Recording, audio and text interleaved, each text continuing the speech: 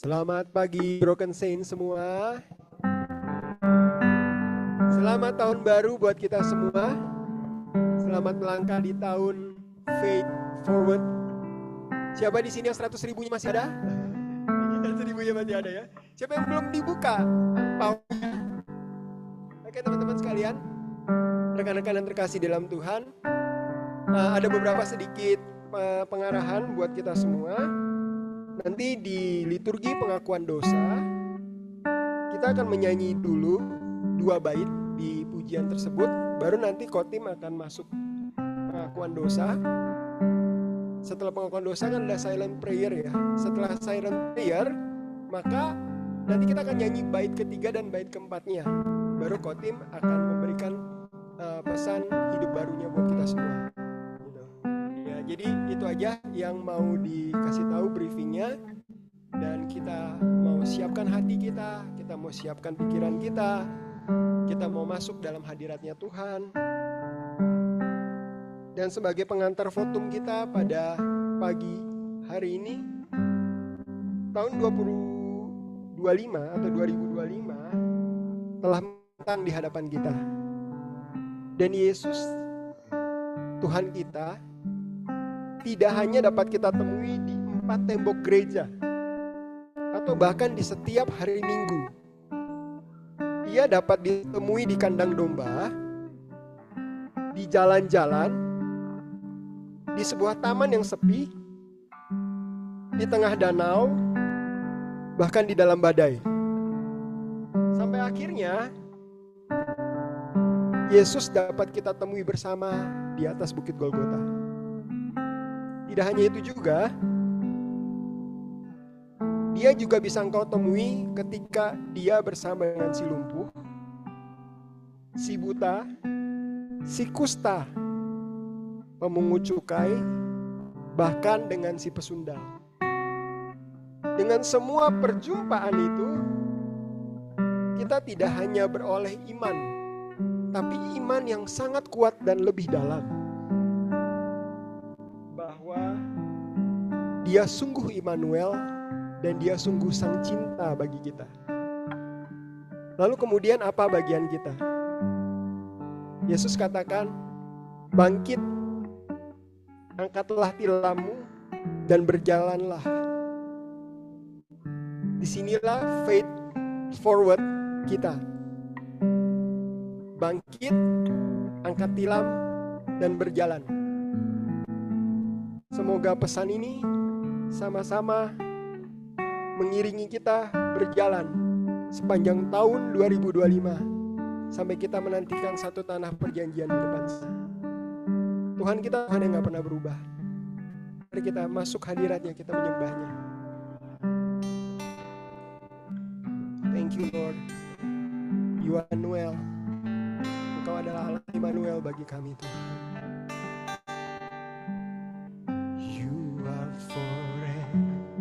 In my life, you see me through the season. Yes, Lord. Cover me with your hand and lead me your righteousness.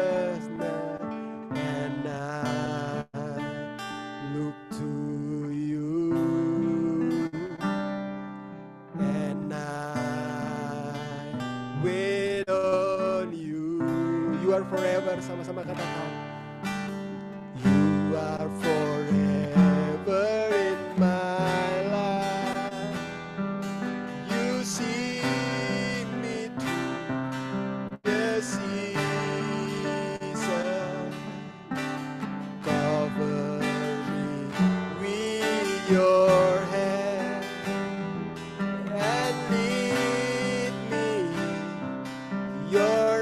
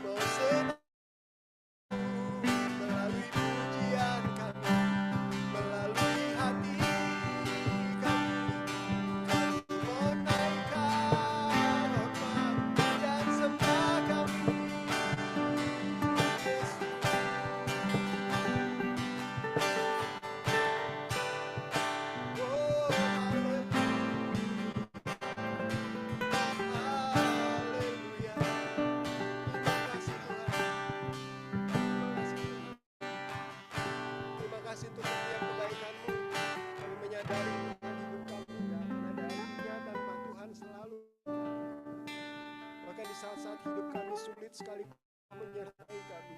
Di musim-musim hidup yang kami selalu dari, tapi Engkau ada di situ menemani kami. Terima kasih Tuhan Yesus. Kami akan membentuk 2025 bersama-sama dengan Engkau, berjalan bersama-sama dengan Engkau di tahun ini Tuhan. Dan kami percaya iman kami akan semakin maju di hadapan Tuhan. Iman kami akan semakin dalam di hadapan Tuhan. Kami akan semakin mengakar, semakin serupa sama Tuhan. Terima kasih Yesus. Bentuk kami Yesus. Kami Tuhan dengan kesetiaan. Terima kasih Tuhan Yesus. Terima kasih Tuhan Yesus. Terima kasih Tuhan. Kami mau buka ibadah kami di dalam satu nama Allah Tritunggal yang kami percaya, Bapa, Putra, Roh Kudus menyertai kami. Haleluya. Amin. Selamat tahun baru buat kita semua. Salaman kiri kanannya, selamat tahun baru buat kita semua. Oke. Sebelum kita sama-sama memuji Tuhan kembali bersama dengan gereja di tempat-tempat lain, kita akan melakukan pengakuan iman rasuli kita di hadapan Tuhan. Mari kita ucapkan pengakuan iman kita sebagai berikut. Aku percaya kepada Allah, Bapa yang Maha Kuasa, Kali ke langit dan bumi, dan kepada Yesus Kristus, anak yang tunggal Tuhan kita, yang dikandung dari Roh Kudus, anak darah Maria, yang menderita sengsara di bawah pemerintahan Pontius Pilatus, disalibkan, mati dan dikuburkan, turun dalam kerajaan maut. Pada hari yang ketiga, bangkit pula dari antara orang mati, naik ke sorga, duduk di sebelah kanan Allah, Bapa yang Maha Kuasa. Dan dari sana Ia akan datang untuk menghakimi orang yang hidup dan yang mati. Aku percaya Roh Kudus, gereja yang kudus dan am, persekutuan kudus, pengampunan dosa, kebangkitan daging, dan hidup yang kekal. Amin. Kita nyanyi berikutnya, tapi sebelumnya menyambut pengakuan iman rasul ini, kita nyanyi sama. Bagi Allah Bapa.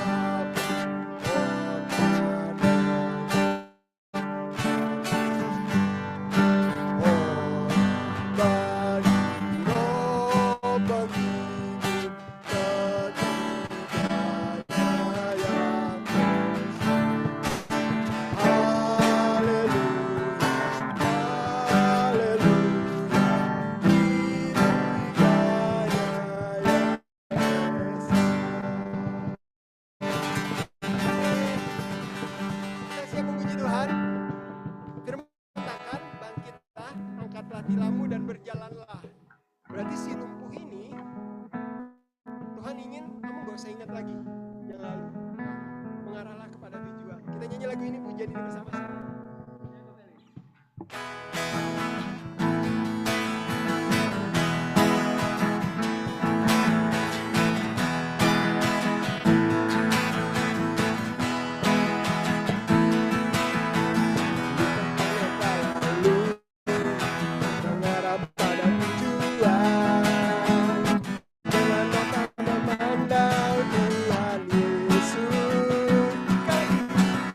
Sampai benar, berlari sampai akhir, tinggalkan semua dosa yang merintangi. Ku mau setia kan panggilanmu, sebab kau sanggup menjaga langkahku. Pada janjimu percaya,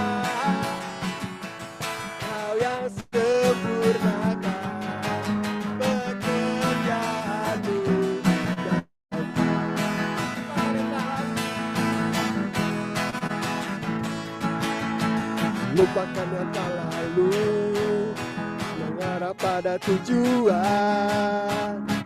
Jangan mata memandang Tuhan Yesus, bertanding sampai menang, berlari sampai akhir. Tinggalkan semua dosa yang merintangi. Ku mau setia dan panggilan.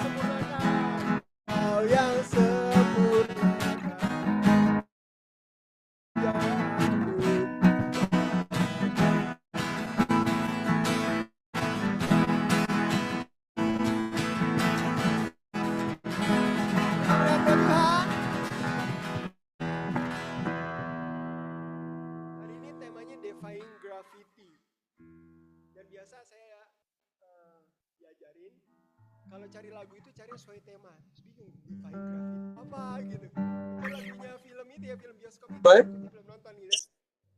Taunya aku tahu satu lagu. Ku kan terbang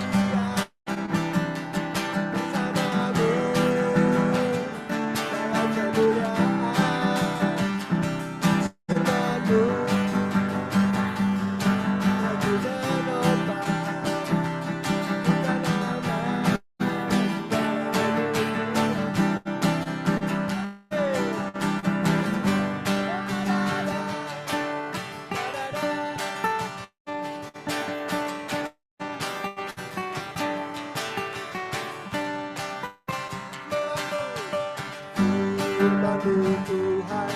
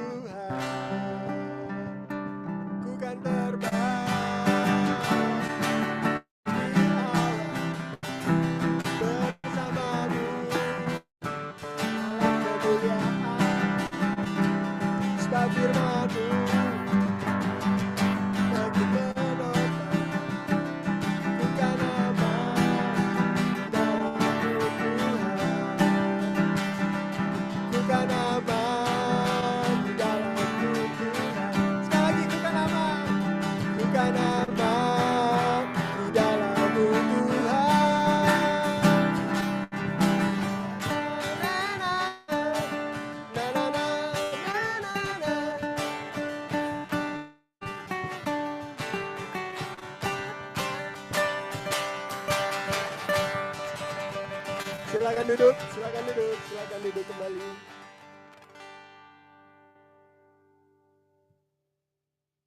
Oke, kita akan masuk kepada pengakuan dosa di hadapan Tuhan.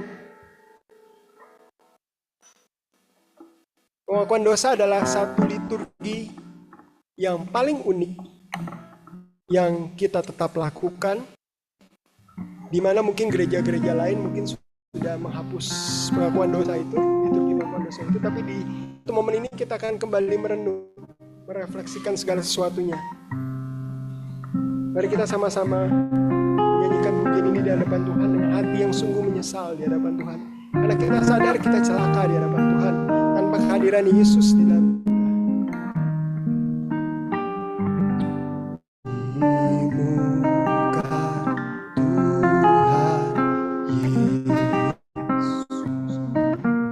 betapa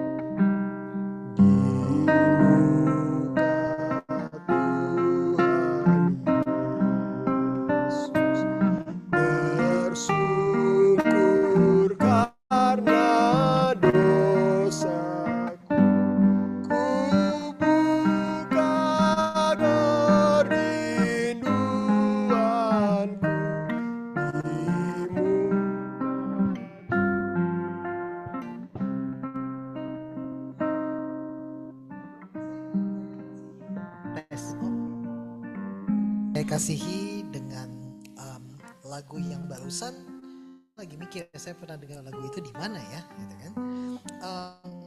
Nggak keinget saya mendengar lagu itu di mana. Mungkin di sini pernah nyanyi nggak sih di sini? Nggak pernah ya. Gitu. Nggak pernah, tapi juga nggak ingat di mana saya pernah mendengar seperti itu. Dan dengan nada yang sangat desperate gitu ya, gitu, dengan nada minor ke minor dan sangat desperate banget gitu. Hari ini kita mau membawa satu pengakuan dosa.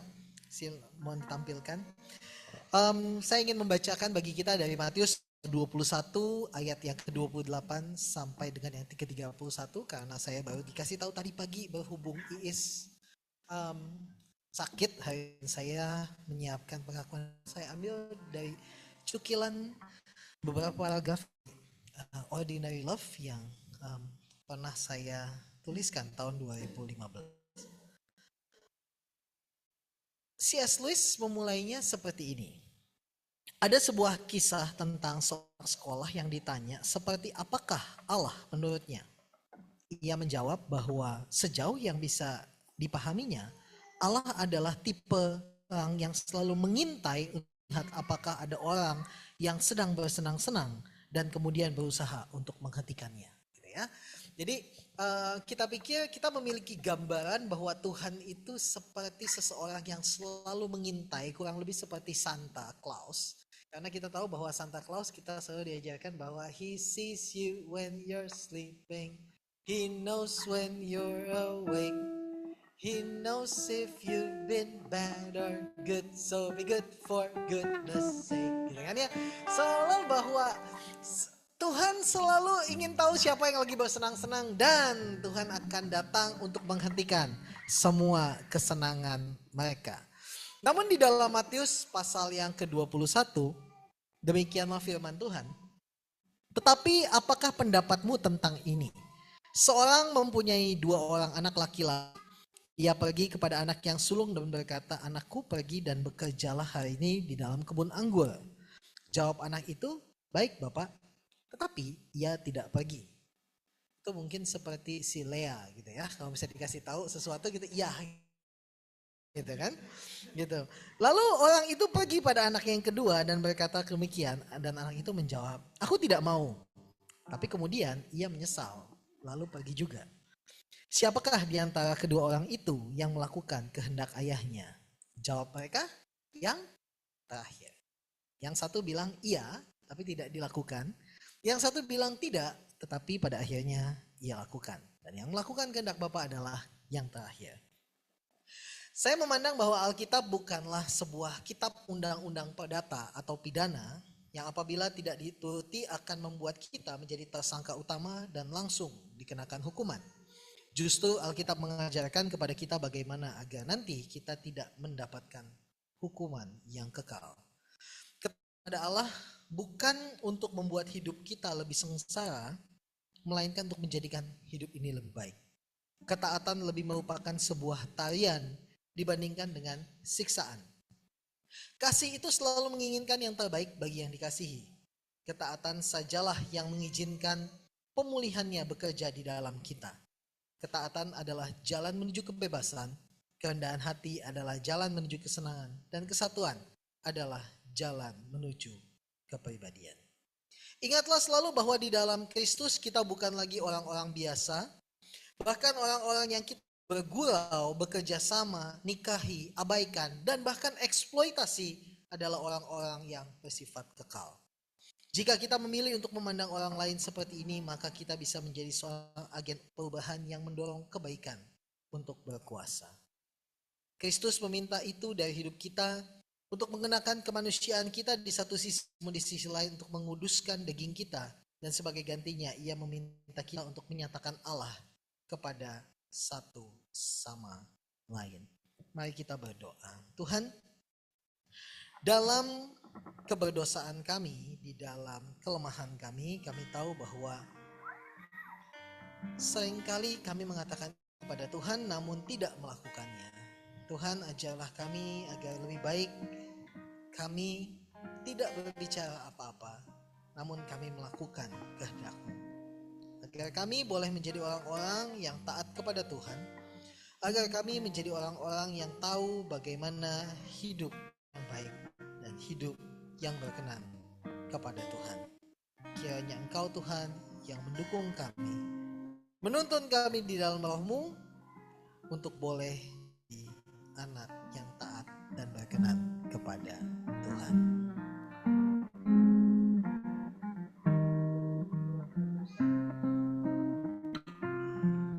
Dengan ayat yang ketiga dan yang keempat.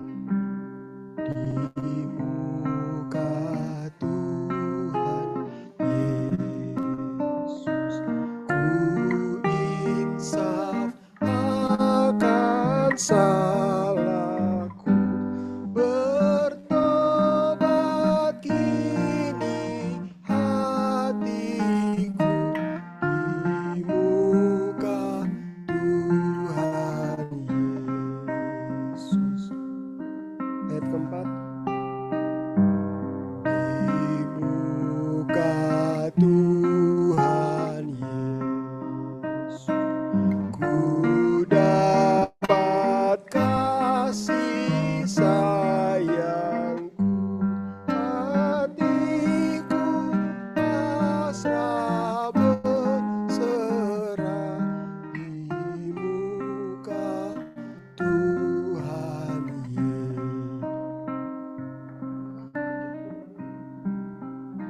Kuasa ilahinya telah menganugerahkan kepada kita segala sesuatu yang berguna untuk hidup yang saleh oleh pengenalan kita akan Dia, yang telah memanggil kita oleh kuasanya yang mulia dan ajaib.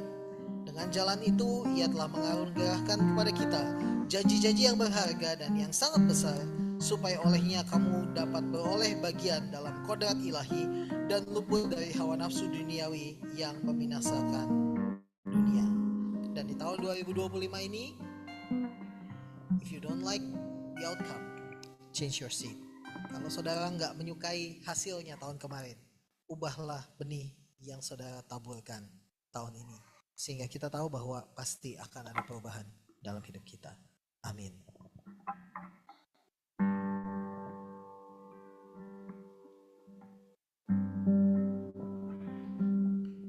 Oke, kita akan mendoakan anak-anak sekolah minggu kita. Bolehkah Harmony sama Hadasa? Kita baru punya 2 anak sekolah minggu. Kadang-kadang lebih Helena. Tapi mereka adalah bibit-bibit ke depan. Ya, mari kita. Ya, mari jemaat Tuhan kita berdoa untuk Hadasa dan Harmony dan Helena. Kami bersyukur ya Tuhan, walaupun hanya namun kami diberikan anak-anak yang Tuhan percayakan. Kami tahu bukan tentang jumlah, tetapi tentang kualitas yang boleh mereka hasilkan. Mereka adalah benih kerajaan surga. Biar kiranya Tuhan memberkati mereka. Dan di dalam sekolah minggu yang akan mereka ikuti, ada dan Harmony bisa mendapatkan satu pemahaman yang baru. Mereka merasa semakin mengasihi Tuhan dan hidup mereka kelak, bahkan sejak sekarang, boleh menjadi berkat dimanapun mereka berada. Kami serahkan anak-anak kami di dalam nama Tuhan Yesus. Kami berdoa. Ya, Dasa dan Harmony boleh menuju.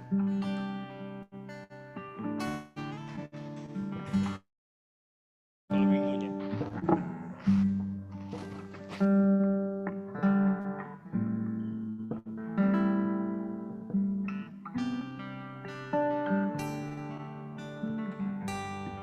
Kita akan masuk Tuhan. Sebelum Pastor Vinky akan memberikan tausiahnya buat kita semua.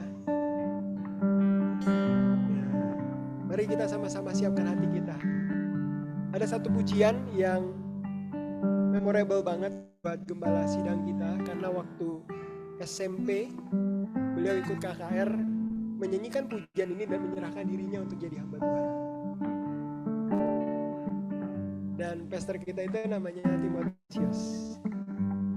Ini memorable buat dia, karena waktu saya namanya Divine Grace itu apa gitu yang kebayang di pikiran, kecuali satu keputusan untuk enggak dengan dunia ini, mau berjalan maju, nggak sama dengan yang lain. Dan aku rasa pujian ini akan mengiringi kita dengan penuh pengharapan di hadapan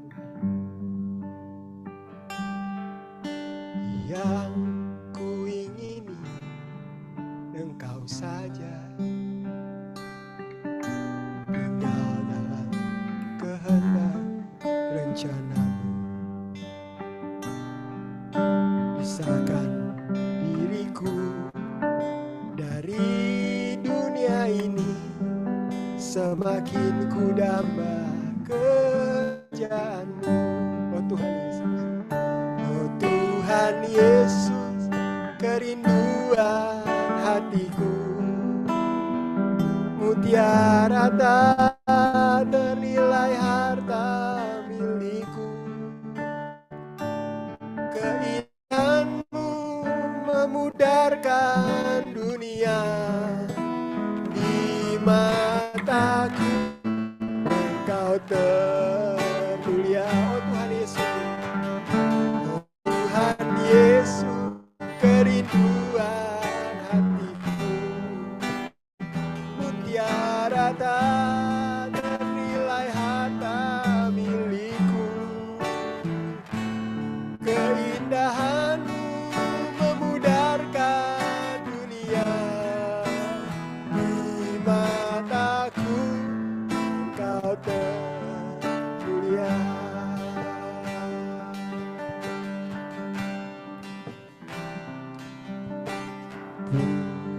Pulihkan ku Tuhan dalam sisa hidupku ini,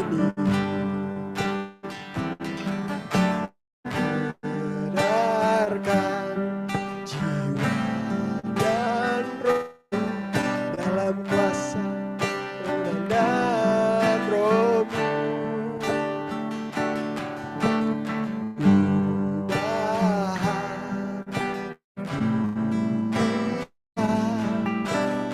Lebih mengasihimu,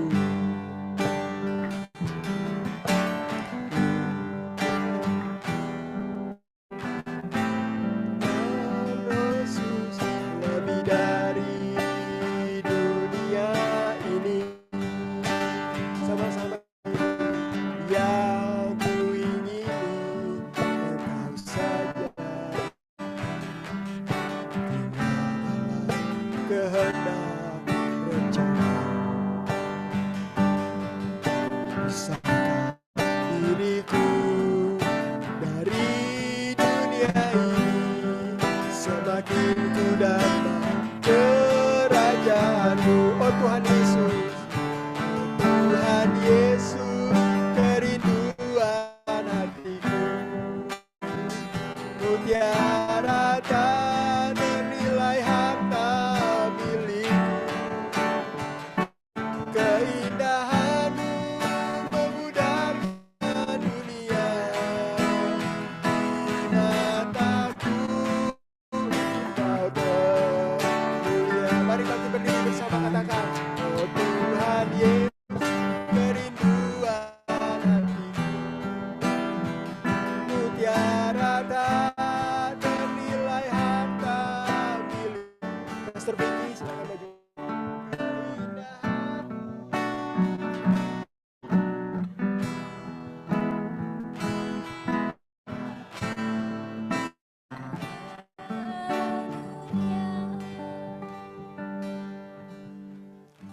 Pembacaan firman Tuhan pada hari ini diambil dari kitab Yohanes, ayatnya yang ke-1 sampai 41.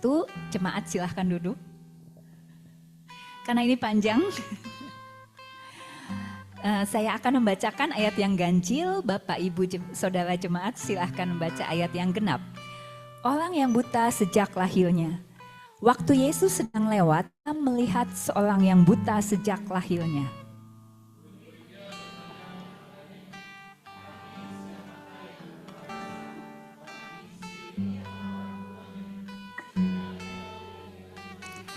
Jawab Yesus, bukan dia dan bukan juga orang tuanya, tetapi karena pekerjaan-pekerjaan Allah harus dinyatakan di dalam dia.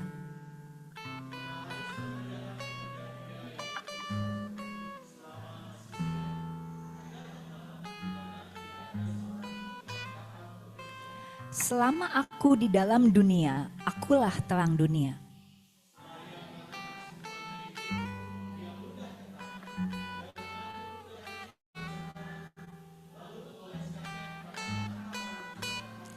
dan berkata kepadanya, "Pergilah, basuhlah dirimu dalam kolam Siloam."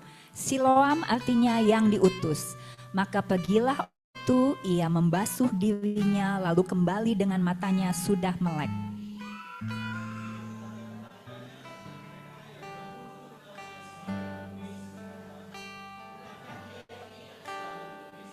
Ada yang berkata, "Nah, dialah ini." Ada pula yang berkata, "Bukan, tetapi ia serupa dengan dia." Orang itu sendiri berkata, "Benar, akulah itu."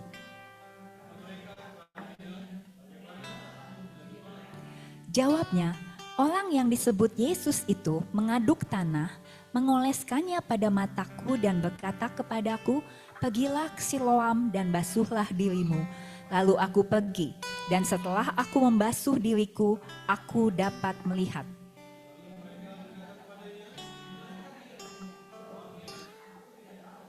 Lalu mereka membawa orang yang tadinya buta itu kepada orang-orang Farisi.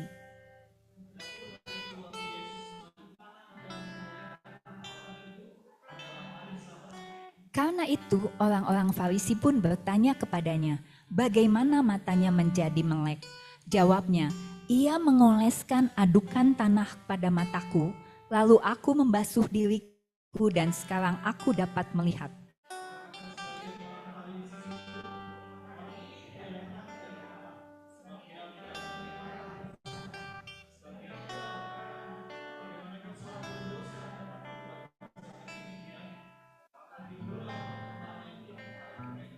Lalu kata mereka pula kepada orang buta itu, "Dan engkau, apakah katamu tentang dia? Karena ia telah melekkan matamu." Jawabnya, ia adalah seorang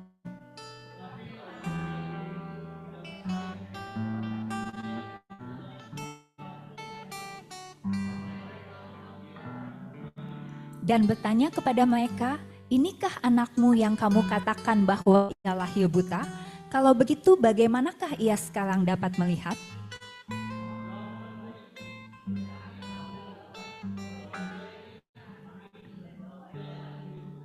Tetapi bagaimana ia sekarang dapat melihat, kami tidak tahu, dan siapa yang memelekkan matanya, kami tidak tahu juga. Tanyakanlah kepada dirinya sendiri, ia sudah dewasa, ia dapat berkata-kata untuk dirinya sendiri.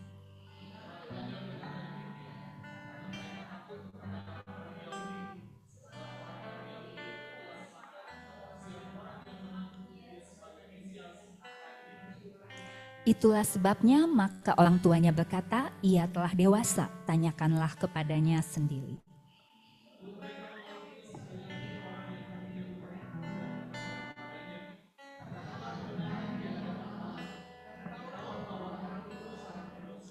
Jawabnya, apakah orang itu orang berdosa? Aku tidak tahu. Tetapi satu hal yang aku tahu, yaitu bahwa aku tadinya buta dan sekarang dapat melihat.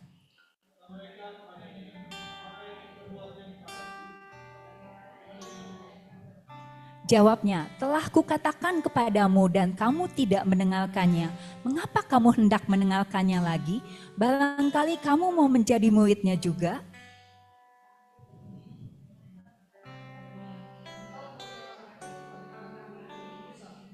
Kami tahu bahwa Allah telah berfirman kepada Musa, tetapi tentang dia itu kami tidak tahu dari mana ia datang.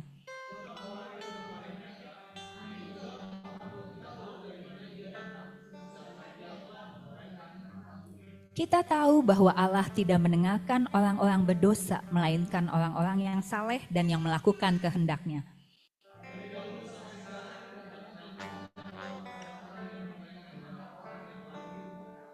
Jikalau orang itu tidak datang dari Allah, ia tidak dapat berbuat apa-apa.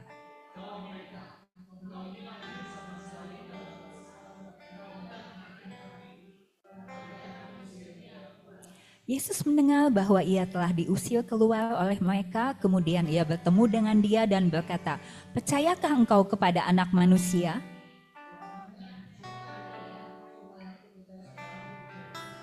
Kata Yesus kepadanya, "Engkau bukan saja melihat dia, tetapi dia yang sedang berkata-kata dengan engkau, dialah itu."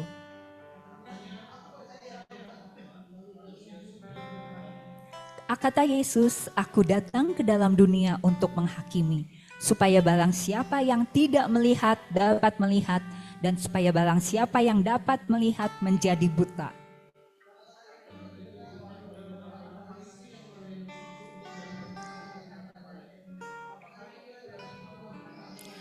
Jawab Yesus kepada mereka, sekiranya kamu buta, kamu tidak berdosa. Tetapi karena kamu berkata, kami melihat, maka tetaplah dosamu.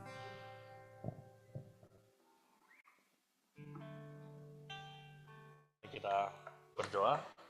Kami bersyukur ya Tuhan untuk hari ini kami akhirnya boleh bertemu kembali dan kami mau beribadah bersama, mau mendengarkan belajar firman Tuhan bersama.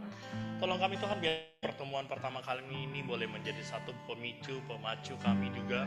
Hingga ke depan kami boleh berjalan bersama dengan Tuhan, berjalan tidak mengikuti gravitasi dunia ini, tetapi berjalan mengikuti Tuhan Yesus di dalam gamenya Tuhan Yesus. Karena itu ya Tuhan kami serahkan perenungan kami biar kiranya kami boleh memahami. Terlebih dari memahami, yaitu kami mampu menghidupinya di dalam kehidupan kami saat Kristus Yesus Tuhan dan Juru Selamat kami berdoa. Amin. Oke, thank you buat musik. Kita tetap kasih tepuk tangan dulu buat tim musik kita yang hebat. Oke, gimana liburannya? Gimana berkat internasionalnya? Sudah cair? Hanya Pak Edi dan Pak Edi and family dan Kak Yulia Karendi family. Kita mah berkat lokal ya. Kita internal. Saya sama Cece cuman ke Bandung gitu ya. Jadi kapan mengalami berkat internasional itu? Oke.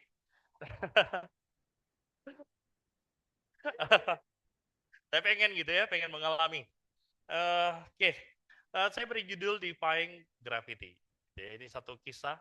Kayaknya saya pikir-pikir ya, kalau diundang khotbah itu enak kasih bacaannya ini ya. Menghemat ya. Menghemat, kita hanya perlu ngomong sekitar 20 menit, udah 10 menit baca Alkitab, tutup gitu kan, daripada nyanyi-nyanyi gitu ya. Oke. Singkat cerita, ini sangat terinspirasi dari khotbah hari ini, Defying Gravity, A Call to Champion Love of Religion and Its Status Quo. Nah, ini sangat terinspirasi dari ini. Ini adalah Elphaba. Tuh, ada yang belum pada nonton ya? Oke. Sudah ya. Nah, it's okay buat penggemar Wizard of Oz, ini bukan berarti menghancurkan filmnya juga, another perspektif saja gitu ya. Keduanya punya pesan yang menarik. Nah, singkatnya ini adalah, ya ini Cynthia Erivo dan Ariana Grande, aktingnya sangat bagus ya. Serius, itu kayak effortless banget. Nah, yang menarik adalah begini, ini singkat cerita, spoiler alert, si ini ya, The Green Elphaba, itu ceritanya dia adalah seorang yang mengalami banyak sekali pengucilan. Sejak kecil dia lahir, dia dengan kulit yang warna hijau, berbeda dari yang lain. Dia mengalami yang namanya stereotype, warna kulitnya yang berbeda.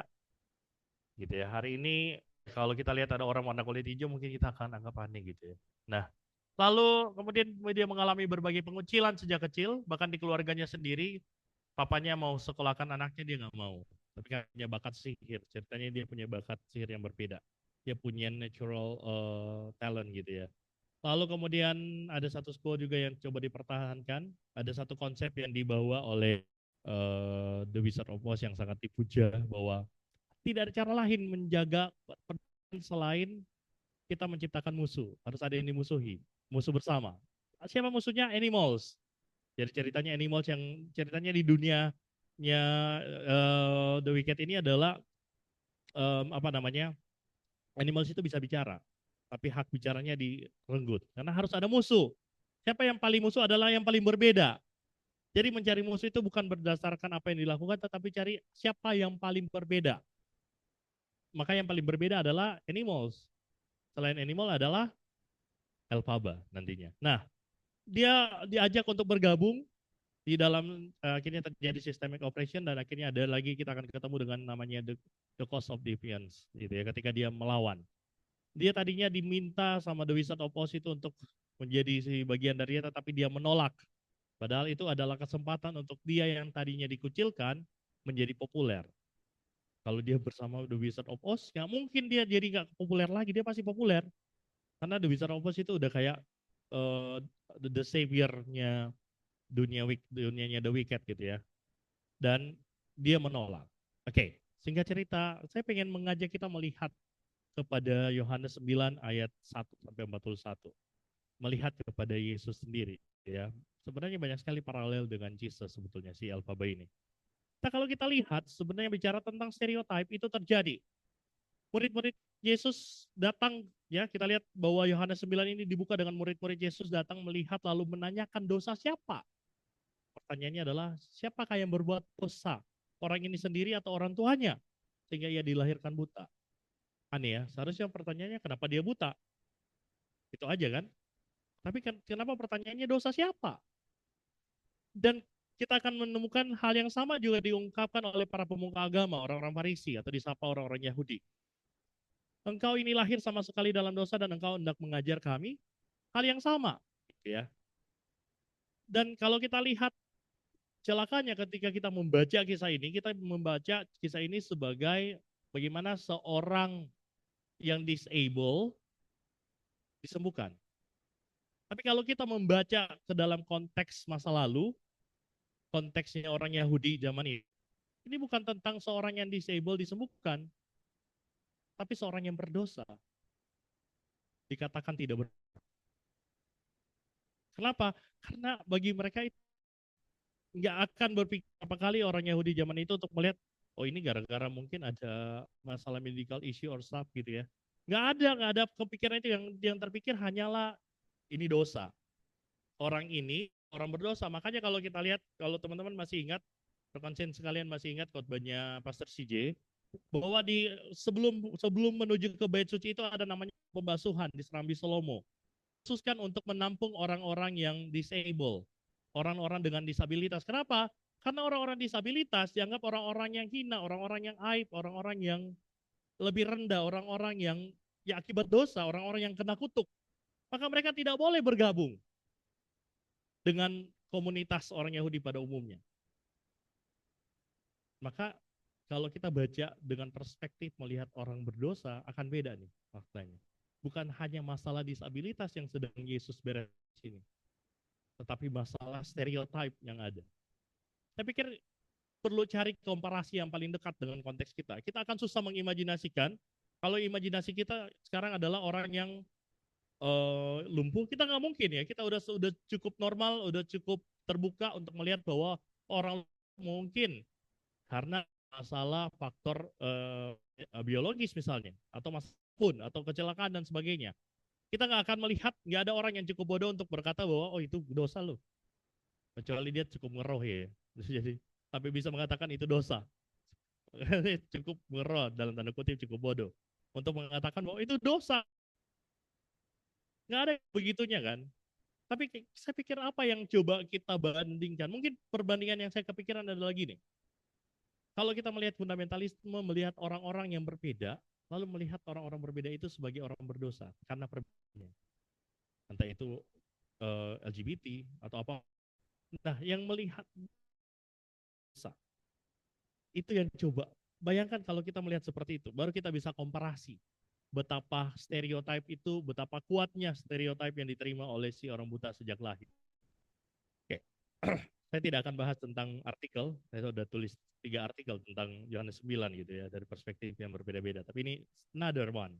Nah, kita akan ketemu juga nanti di sini ada pengucilan, jelas di sini ada pengucilan, ada status quo, ada systemic oppression dan sebagainya.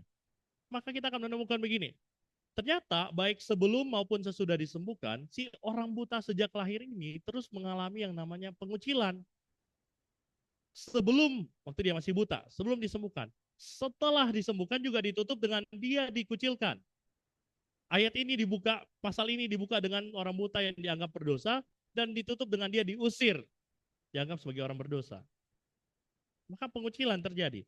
Kalau begitu pertanyaannya yang perlu kita tanyakan, mengapa? Mengapa dia dikucilkan? Apakah kebutaan adalah alasannya?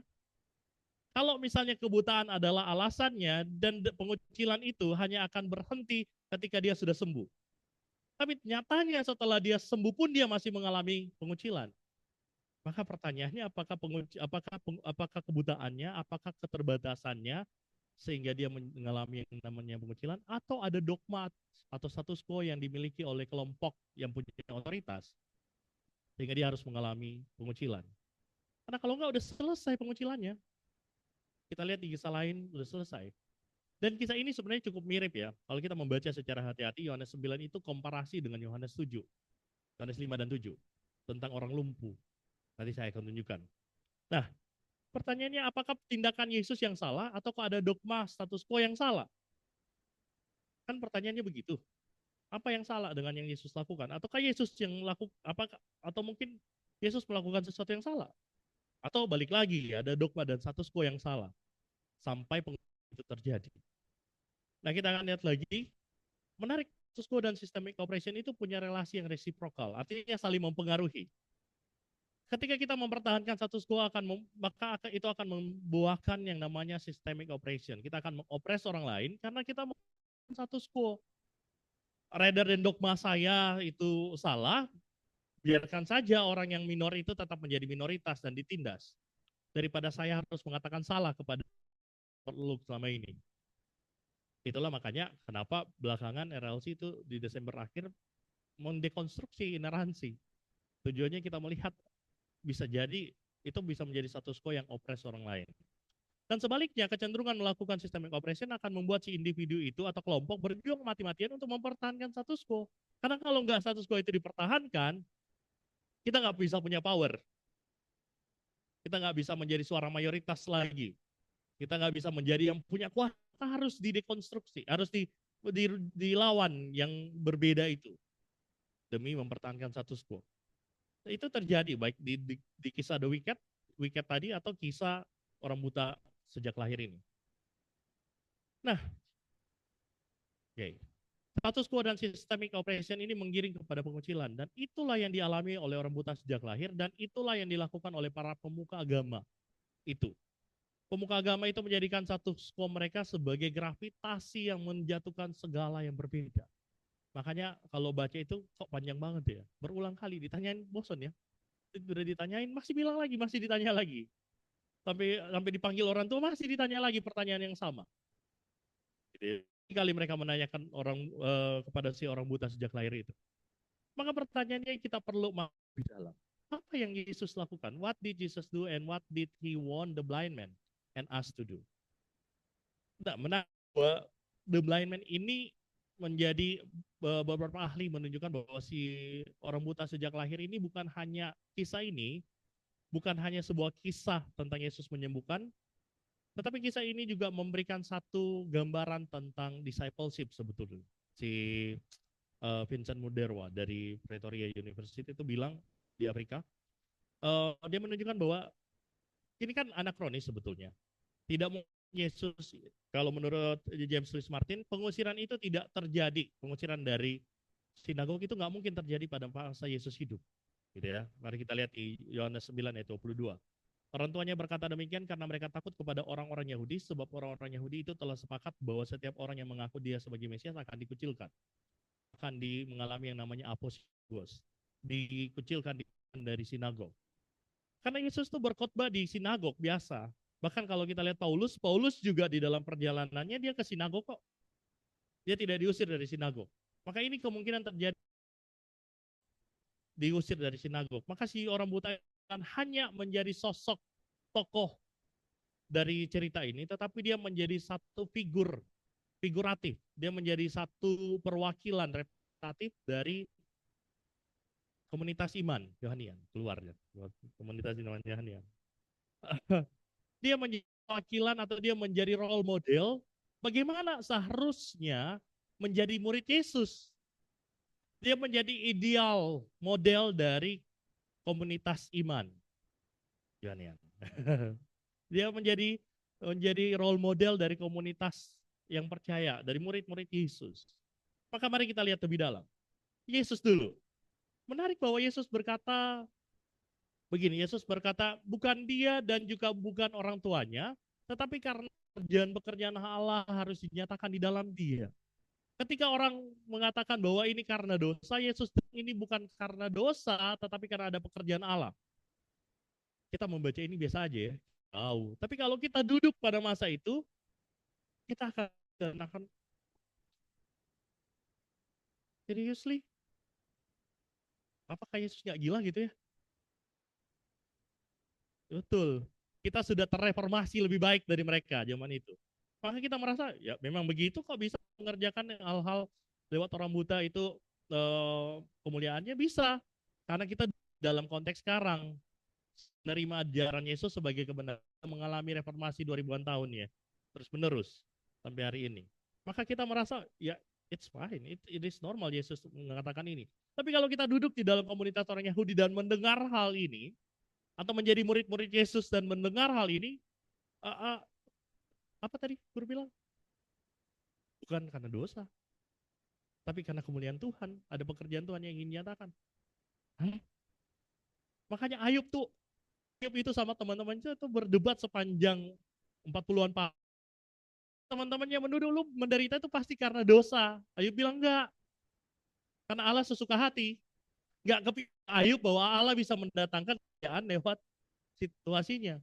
Karena enggak ada konsep kayak itu. Belum lahir konsep seperti itu. Konsep itu baru setelah Yesus bicara hal ini dan lain. Dan para rasul yang menunjukkan. Tapi pada masa itu aneh, itu gila. Saya pengen challenge begini. Saya mencari apa yang paling comparable buat kita. Atau at least buat kaum fundamentalis. Apa yang paling comparable? Yang comparable dengan ini? Ketika kita menyatakan sesuatu yang kita anggap itu pasti dosa, tetapi dibilang no dosa. Itu untuk kemuliaan Tuhan. Kira-kira apa? Ada yang kepikiran? LGBT. Contohnya, saya tidak bermaksud untuk membela golongan apapun, tapi kita coba cari komparasinya. Bayangin kalau orang datang dengan orientasi seksual yang berbeda, terus orang mengatakan itu dosa. Terus dia datang, terus orang itu, terus Yesus atau siapapun bilang, no, itu bukan karena dosa. Atau Yesus ngomong, Yesus hidup zaman sekarang, itu bukan karena dosa. Tetapi ada kemuliaan Tuhan, ada pekerjaan Tuhan yang menyatakan lewat dia dengan kondisinya sebagai seorang yang seksualnya sama jenis. Apa yang saya yakin bisa dirajam itu orang sampai sangat progresif gitu ya. Itu akan terjadi. Tapi Yesus di dalam konteks ini juga mengalami yang sama. Milih perempuan menjadi saksi kebangkitan juga sama. Satu buku yang saya habiskan itu membahas tentang perempuan dalam konteks perjanjian baru. Bukunya si Susan Highland dari Emory University, seorang yang sangat historian yang sangat bagus sekali. Dia tuh bilang perempuan yang kaya, kalau dia bersidang dia bayar orang. Karena kesaksiannya tidak diterima, maka dia bayar orang-orang para lelaki atau freedman untuk bersaksi membela dia.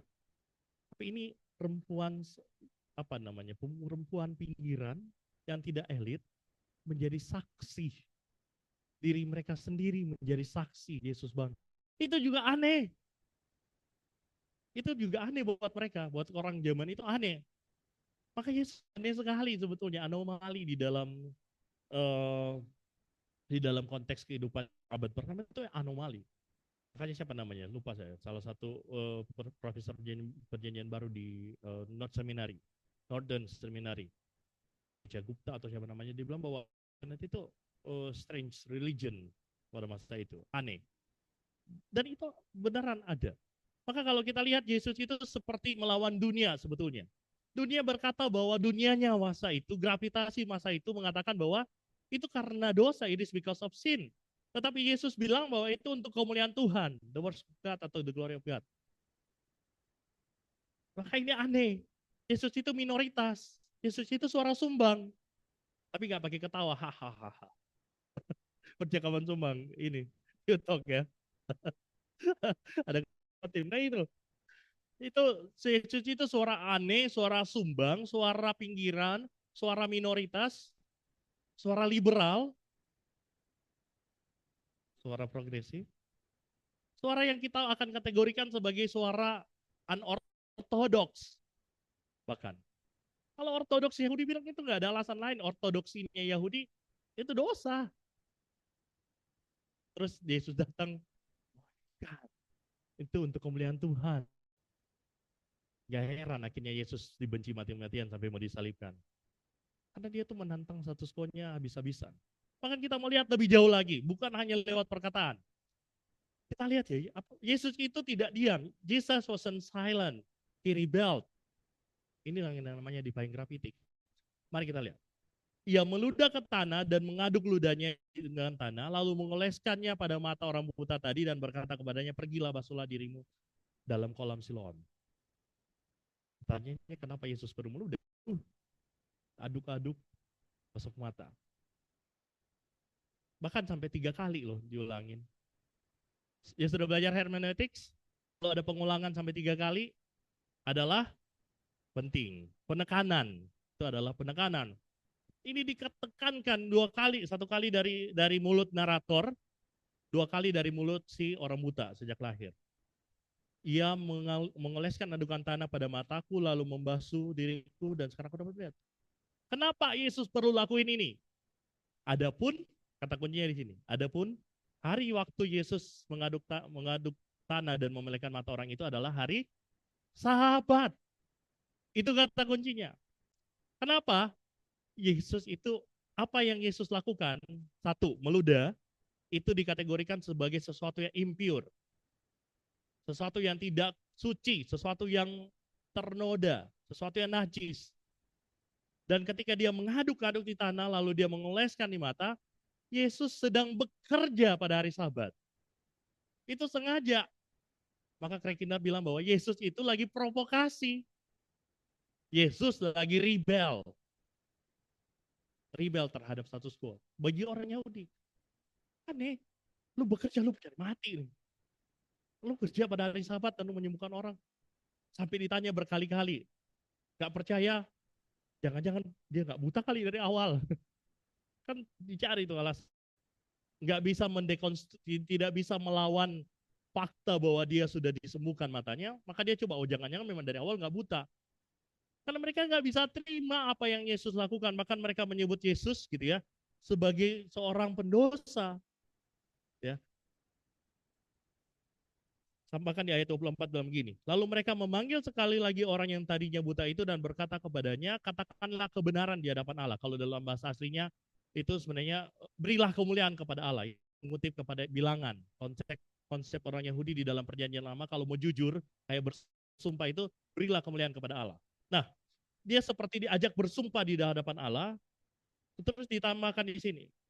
Kami tahu bahwa orang itu orang dosa. Yesus itu adalah orang berdosa menurut mereka. Kenapa Yesus tuh bekerja pada hari Sabat menurut ukuran mereka, menurut standar mereka. Karena mereka tuh tidak bisa terima kenyataan ini. Dan Yesus tuh benar-benar datang memprovokasi. Maka sebenarnya kalau Bapak Ibu perhatikan ya, hal yang sama itu terjadi di Yohanes 5 dan 7. Lanjutannya karena ada insertion di Yohanes 6. Yohanes 6 itu seperti tambahan tiba-tiba. Padahal Yohanes 5 lagi bahas di bait suci, gitu Yesus menyembuhkan orang lumpuh, kemudian orang lumpuh itu disembuhkan, lalu pasal 6 tiba-tiba di Galilea, udah bukannya lagi di Yerusalem, di danau Yesus memberi makan 5.000 orang. Habis itu pasal 7 balik lagi, lanjut cerita pasal 5. Nah, sebenarnya pasal 5 dan pasal 7 itu nyambung. Nah, kalau kita lihat pasal 5 dan pasal 7, ada orang buta itu berdiri kan. Ketika orang buta itu berdiri, Yesus sengaja berdiri, pikullah. Dipikul, itu juga kerja. Nggak boleh memikul. Tapi Yesus sengaja disuruh pikul. Terus orang Farisi marah sama si orang lumpuh itu. Apa yang dikatakan orang lumpuh, ya itu orang yang disebut Yesus yang nyuruh aku. Dia tidak membela Yesus. Dia membiarkan Yesus. Dia nggak mau berhak orang Farisi. Maka dia akan, itu gara-gara si dia itu. Ini akan berbeda dengan Yohanes 9. Nah, bahkan Yesus lebih jauh lagi dengan sangat tegas dia menghakimi orang-orang para pemimpin agama ini. Ini kontras dengan Yohanes 3 ayat 17. Bung Freddy bisa bacakan Yohanes 3 ayat 17?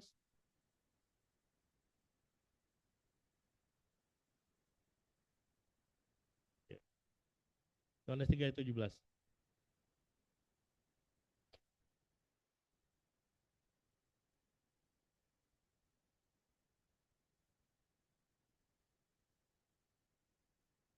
Bukan untuk menghakimi tetapi untuk, tapi di sini apa yang kita baca ayat pasal 9 ayat 39, aku datang ke dalam dunia untuk menghakimi. Dan ini menjadi pertanyaan, kenapa beda? Ternyata kalaupun dunia bisa diselamatkan, tidak dengan mereka yang merasa dirinya paling benar. Tidak dengan mereka yang merasa bahwa aturan status quo mereka adalah yang paling benar. Kalau kita bertanya siapa yang tidak bisa diselamatkan, pertanyaannya bukan tentang percaya atau tidak. Ya tentu percaya penting.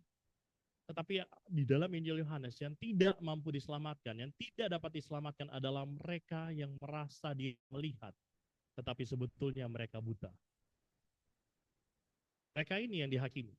Mereka yang mengalami penghakiman. Orang-orang Farisi. Mereka merasa bahwa mereka melihat. Mereka merasa mereka yang memegang kebenaran itu. Mereka merasa apapun yang bertentangan dengan dogma kami, itu adalah salah. Mereka lah yang justru kehilangan sang anak manusia yang datang untuk menyelamatkan dunia. Mereka lah menjadi bagian dunia yang tidak diselamatkan. Kalau kita bicara tentang keselamatan.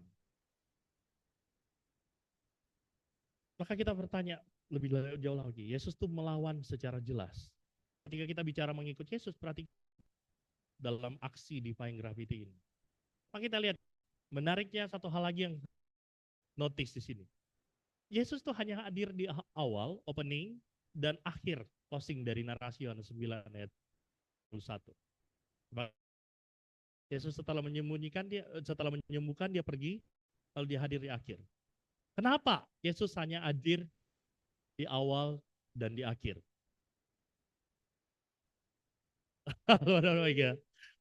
Puji Tuhan. Tafsir spiritualnya berhasil. Cocok dia. Bentar lagi berkat internasional akan ditransfer. Oke. Nah, pertanyaannya kenapa? Nah, kalau kita lihat ya, Yesus tuh seperti memberikan porsi yang sangat besar bagi si orang buta sejak lahir. Makanya kalau kita membaca Injil Yohanes, hanya Yohanes 9 itu di mana porsi Yesus sangat minim. Di mana-mana narasi itu fokus sekali kepada Yesus. Tapi di Yohanes 9 ini tidak fokus kepada Yesus, tetapi fokus kepada si buta sejak lahir. Fokusnya ke situ, tiba-tiba shifting.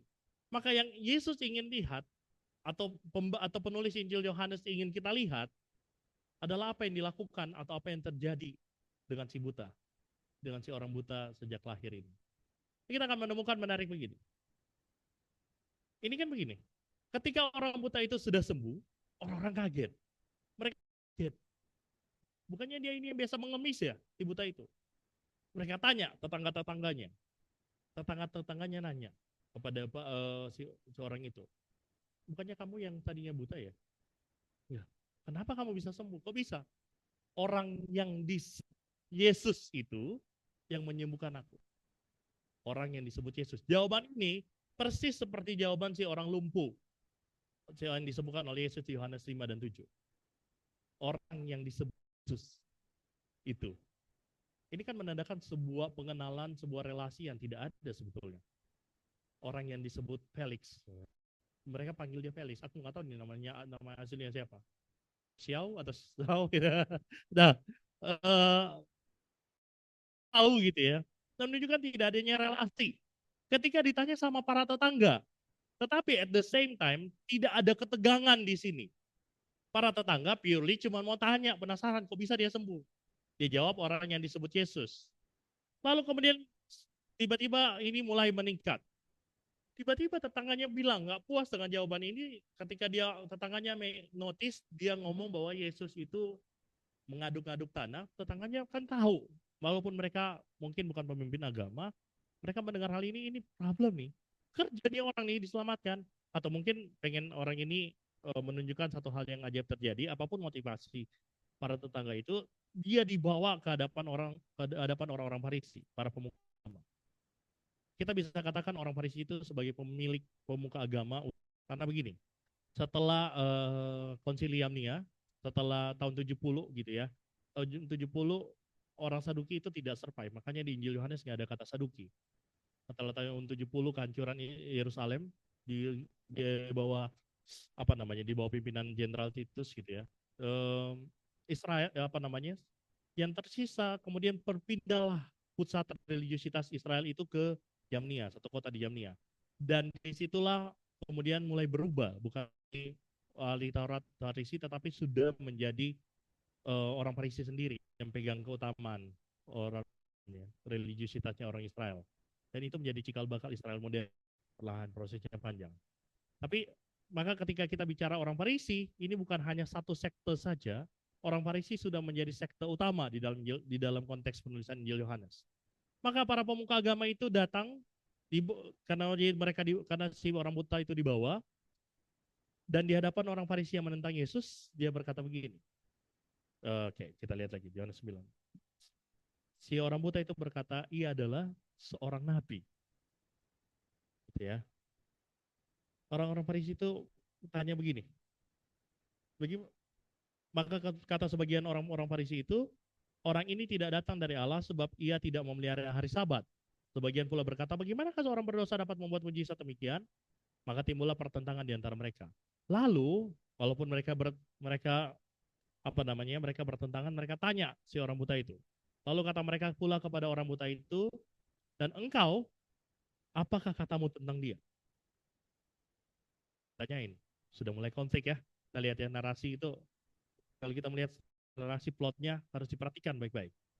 Tadi tetangganya tidak ada konflik, sekarang mulai ada konflik. Tapi konfliknya masih di antara orang Farisi. Tapi sudah mulai terekspos kepada si orang buta ini. Bayangin mereka berantem, kita bayangkan kalau kita punya teman atau kita punya pemimpin berantem, memilih presiden, satu Prabowo, satu Jokowi, terus kita ditanya, lo pilih siapa? Apa menurut lu siapa? Terus kita pasti akan berusaha memikirkan jawaban senetral mungkin. Betul? Kita akan memilih jawaban senetral mungkin. Karena kita tidak mau menyinggung salah satu pihak.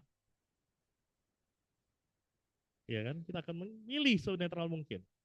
Tapi ketika ditanya kepada si orang but yang tadinya buta ini, lalu kalau gitu menurut kamu apa? Jawabannya nggak netral.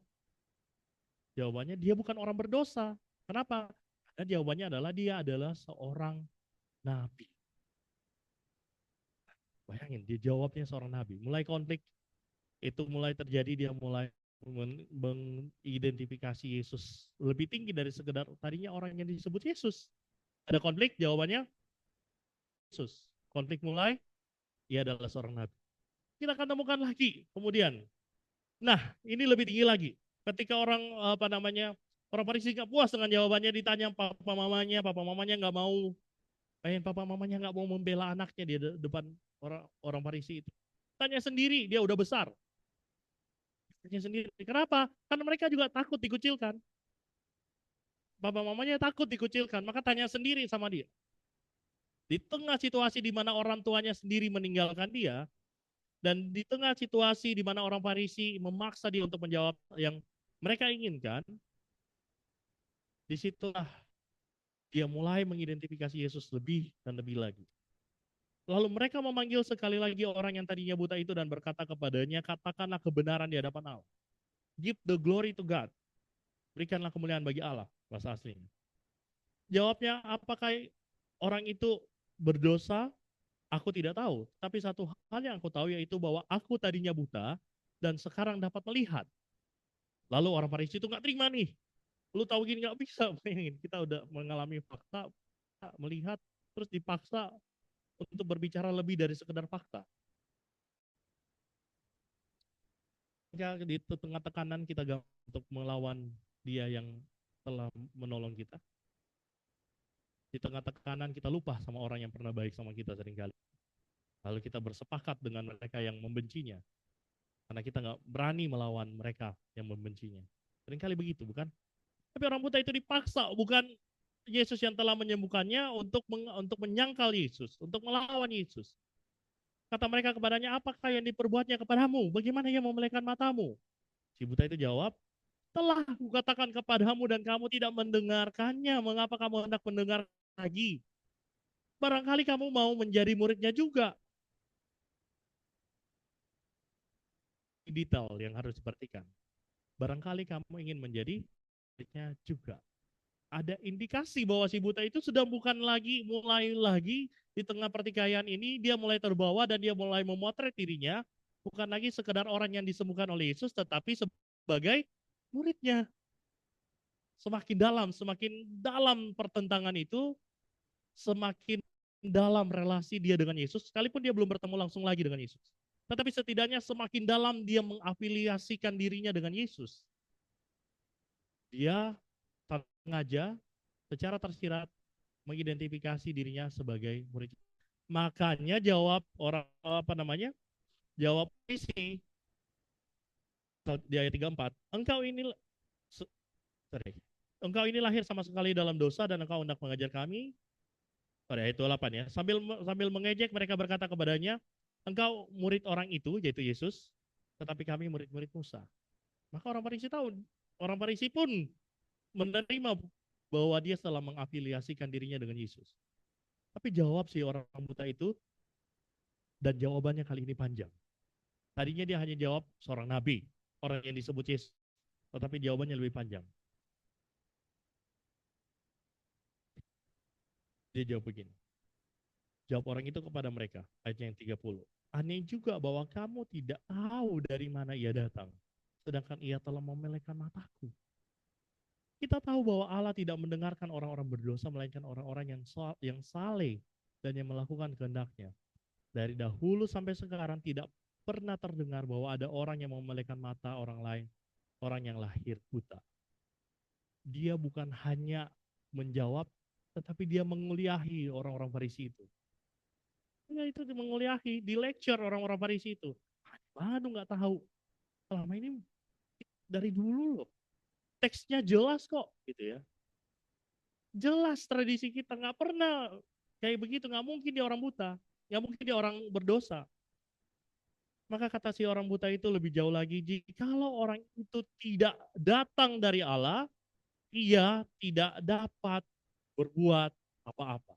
Maka dia mengidentifikasi Yesus bukan sebagai orang berpendosa, dia bukan lagi hanya menyatakan Yesus sebagai nabi, tetapi dia berupdate tentang Yesus, bahwa Yesus seorang pendosa, dia datang dari Allah. Konflik meninggi, maka pengidentifikasinya meninggi. Si orang buta itu melawan status quo-nya si orang-orang Farisi. Si orang buta itu tidak duduk diam. Orang buta itu tidak pergi, kemudian ya udah gue udah sembuh. Tetapi dia tahu bahwa dia harus melawan mereka yang gila dengan religiusitasnya. Orang-orang Farisi ini sangat narsis sebetulnya. Dan jawab mereka, engkau ini lahir sama sekali dalam dosa dan hendak mengajak kami. Mereka tahu dia diajarin, mereka di lecture sama si orang buta. Makanya mereka jawab, lu mau ngajarin kami? Wahyu, kamu lahir dalam dosa loh, ingat. Udah sembuh tetap aja bawa balik awal. Lahir dari dosa, karena dosa. Maka mereka mengusir dia, lalu mereka mengusir dia keluar. Dan konsekuensi, the cost of defiance, sama seperti Elphaba yang kemudian diusir karena dia menentang dan sebagainya, orang buta ini juga mengalami pengusiran dan pengucilan dari sinagog. Tapi menarik bahwa pada akhirnya ketika dia berada di dalam pengucilan, disitulah datang Sang Juru Selamat. Yesus kemudian mendatanginya saat dia diusir dari persekutuan sinagoga dan bertanya, percayakah engkau kepada aku, anak manusia? Jawabnya, aku percaya, dan dia sujud menyembah.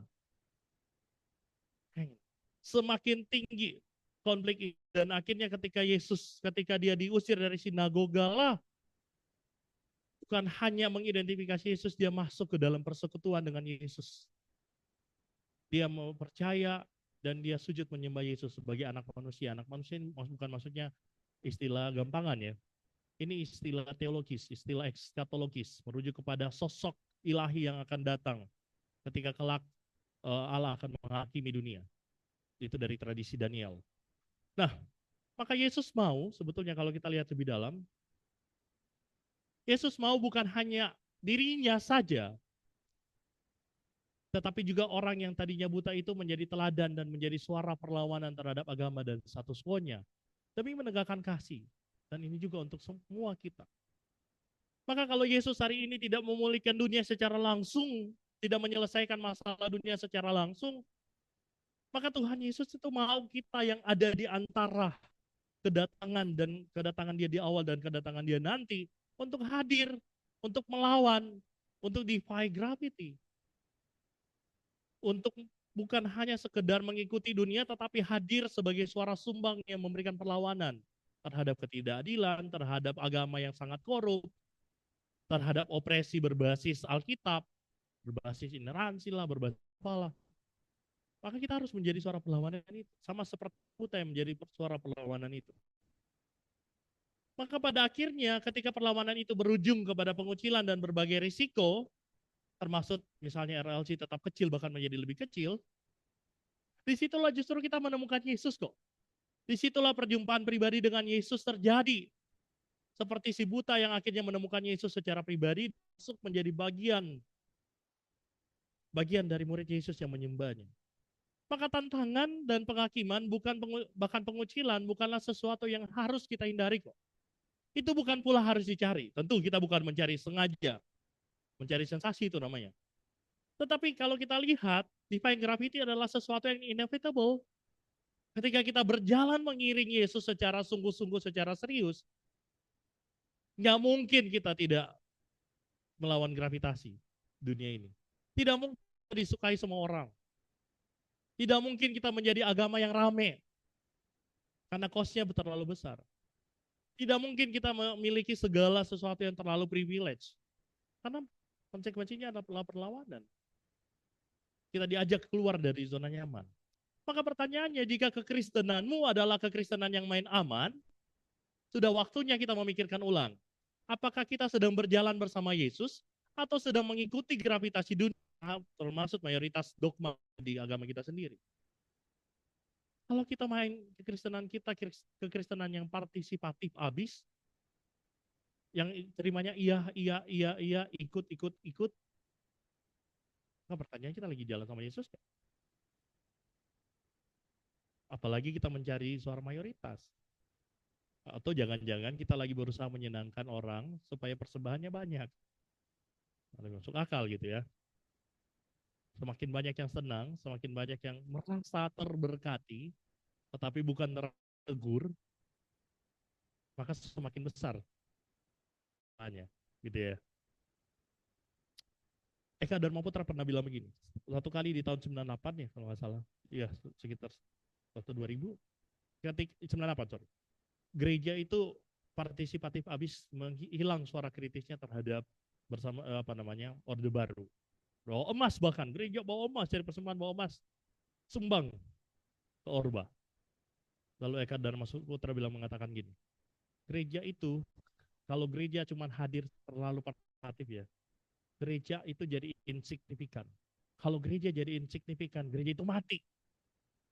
Maka kita hanya menjadi another church, another tempat orang beribadah hari Minggu, dengan Yesus. Nah, ini menjadi pertanyaan. Maka oleh karena itu, iman, kalau kita bicara tentang iman, karena tema forward sebenarnya. Maka iman bukan semata-mata percaya Allah dapat melakukan hal-hal yang ajaib. Tetapi juga tentang kesediaan dan kepercayaan mengikut Yesus, termasuk di dalam defying gravity. Di dalam melawan gravitasi yang terlalu menekan setiap jatuh ke bawah. Maka to champion love over religion and any status quo in it, itu adalah panggilan iman sebetulnya.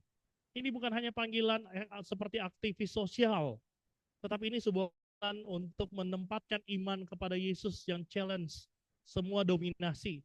Yesus challenge suara mayoritas. Yesus yang challenge semua status quo. Kalau kita beriman kepada Yesus yang itu, maka to champion love over religion and any status quo in it adalah panggilan iman yang harus kita ikuti. Pertanyaannya, maka tidak ada janji bahwa gereja ini akan jadi lebih besar kalau begini panggilannya. Tidak ada janji bahwa kita akan menjadi lebih nyaman hidupnya. Tetapi yang kita bisa percaya bahwa kita lagi sama Yesus kok. Dan Yesus tidak pernah meninggalkan kita sendiri. Saya mau tutup dengan kalimat yang bagus dari lirik lagu Defying Gravity. I'm through with playing by the rules of someone else's game. I'm through accepting limits because someone says they are so. Some things I cannot change, but till I try, I'll never know. Kita mungkin nggak tahu. Hari ini kalau jujur melihat realita gereja realita dunia hari ini, saya pikir too good to be true untuk berubah. Too good to be true untuk bisa didekonstruksi. Too good to be true akan ada idealis, ada gereja yang ideal one day. Tetapi kita nggak pernah tahu sampai akhirnya kita coba. At least mewujudkannya lewat komunitas kita di tempat ini. Too long I've been afraid of losing love. I guess I have lost. Well, if that's love, it comes at much high a cost. It's time to try defying gravity. It's our time to try defying gravity. Mari kita berdoa. Kami bersyukur kepadamu Tuhan karena Engkau begitu mengasihi kami. Pengorbananmu di kayu salib bukan hanya satu kisah kematian atas dosa, tetapi sebuah panggilan untuk melawan dunia, melawan status quo setiap agama ataupun kami miliki, status quo yang kami miliki. Namun seringkali kami terbuai, kami seringkali takut, atau bahkan kami memilih menjadi Kristen yang main aman. Namun hari ini kami diingatkan bahwa kekristenan yang main aman adalah kekristenan yang tidak punya iman. Tidak punya iman bahwa berjalan dengan Yesus sekalipun minor, kami akan senantiasa dituntun. Kami akan senantiasa berjalan pada tujuan-Mu ya Tuhan. Kami sudah bosan dengan permainan-permainan dunia. Biar kiranya kami bermain di dalam permainannya Tuhan Yesus. Ajak kami sekali lagi, kuatkan kami sekali lagi, dorong kami sekali lagi ya Tuhan. Supaya di tahun yang baru ini kami juga bisa berjalan bersama dengan Tuhan, melawan gravitasi yang senantiasa membawa kami jatuh, melawan gravitasi yang seringkali menghadirkan ketidakadilan, sehingga kami boleh mewujudkan kasih-Mu yang besar di dunia ini melalui komunitas kecil kami ya Tuhan. Kami tidak mampu berjalan sendiri, kami butuh anugerah, kami butuh Roh-Mu untuk berjalan bersama dengan kami. Supaya ketika kelak Engkau datang kembali, kami boleh sujud di hadapan-Mu dengan penuh sukacita. Kita telah melewati perjalanan panjang bersama dengan Tuhan, dan Tuhan yang telah memampukan kami berjalan melewati perjalanan yang sulit, perjalanan yang gersang ini ya Tuhan. Ini kami yang anak-Mu ya Tuhan, kami serahkan perjalanan gereja kami ke dalam tangan-Mu ya Tuhan. Demi Kristus Yesus Tuhan dan Juru Selamat kami yang hidup, kami berdoa. Amin. Kita akan masuk ke dalam perjamuan kudus kita hari ini.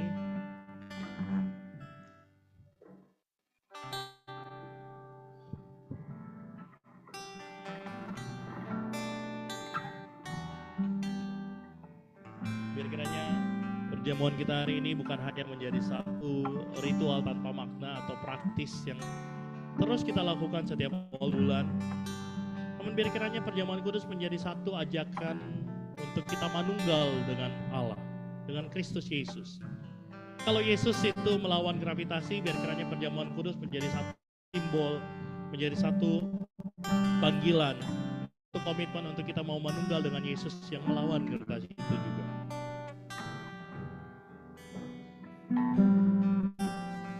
Mari kita renungkan sama-sama sebelum kita menerima roti dan anggur ini. Mari maknai sama-sama setiap kali kita menikmati ini sebagai persekutuan, sebagai kehidupan yang mau berjalan bersama dengan Yesus.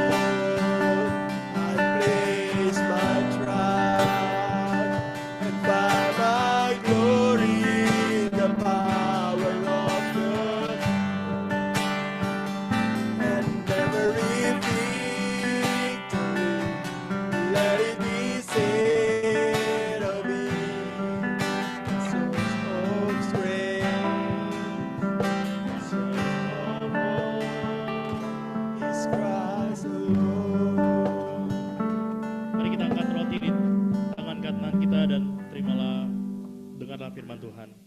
Sebab apa yang telah aku teruskan kepadamu telah aku terima dari Tuhan, yaitu bahwa Tuhan Yesus pada malam waktu ia diserahkan mengambil roti, dan sesudah itu ia mengucap syukur atas, ia memecahkannya dan berkata, inilah tubuhku yang diserahkan bagi kamu, perbuatlah ini menjadi peringatan akan aku. Mari kita terima tubuh Kristus.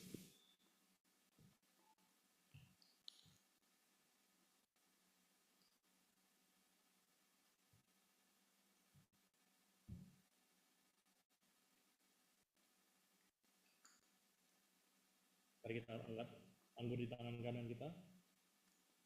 Demikian juga ia mengambil cawan sesudah makan, lalu berkata, cawan ini adalah perjanjian baru yang dimeteraikan oleh darahku. Perbuatlah ini setiap kali kamu meminumnya menjadi peringatan akan aku. Sebab setiap kali kamu makan roti ini dan minum cawan ini, kamu memberitakan kematian Tuhan sampai ia datang. Mari kita nikmati darah Kristus.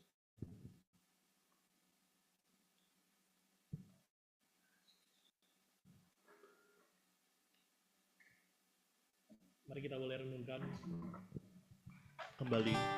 Sekali lagi kita di dalam silent prayer kita masing-masing berterima kasih atas pengorbanan Tuhan Yesus yang disalibkan oleh sistem dunia yang menindas. Kita bersekutu di dalam tubuh dan darahnya, tubuh yang terpecah dan darah yang tercurah.